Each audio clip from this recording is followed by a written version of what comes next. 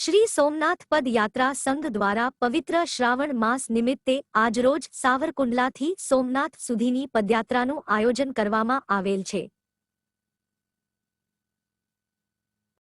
જેમાં અંદાજે 70 થી 80 પદયાત્રી અને સ્વયંસેવકો આ પદયાત્રામાં સહભાગી બનશે, જેમાં સર્વ પદયાત્રીઓ ભાગ લેશે।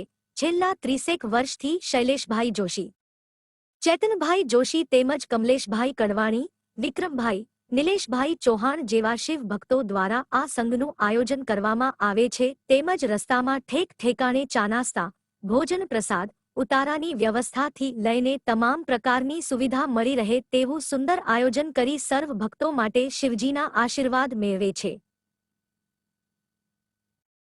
સાવરકુંડલાના તમામ ધર્મપ્રેમી અને શિવભક્તો દ્વારા સહર્ષ આ પદયાત્રામાં સાથ સહકાર આપવા અને ભાગ લેવામાં આવે છે।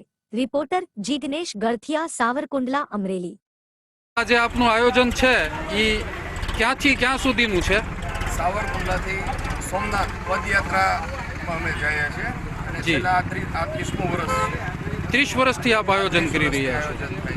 જી। અને ત્યાં જઈને અમે ધજા ચડાવીએ છીએ સોમનાથ। સાવરકુંડલાથી સોમનાથ પદયાત્રા દ્વારા અહીંથી લગભગ 70 થી 75 વ્યક્તિઓ દર વર્ષે શ્રાવણ માસના બીજા સોમવારે ત્યાં પદયાત્રા પહોંચે તેવી રીતનું આયોજન દર વખતે સાવરકુંડલાથી કરવામાં આવે છે, જેના આયોજક શ્રી શૈલેષભાઈ જોશી છે। અને દરેક વ્યક્તિ પોતપોતાની રીતે પોતાની આસ્થાથી દરેક ચાલીને સોમનાથ પહોંચે છે અને શ્રાવણ માસમાં શિવ મહિમા ગાવા માટે ત્યાં અમે જઈએ છીએ અને છેલ્લા 30 વર્ષથી આવું આયોજન અમે કરી રહ્યા છીએ। અને અત્યારે ત્યાં જઈ અને પછી સોમવારે પહોંચી ત્યાં ધજાનું ચડાવવાનું આયોજન પણ દર વખતે કરીએ છીએ અને દર વર્ષે આસ્થાથી સૌ લોકો આમાં જોડાય છે। જય સોમનાથ।